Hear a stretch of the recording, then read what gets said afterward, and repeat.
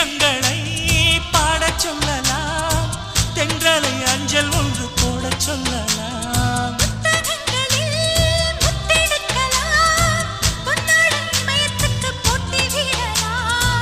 பூமிக்கு பொட்டு வைத்து பார்க்கலாம் பார்க்கலாம், பூவுக்கும் ஆடை தைத்து போடலாம்.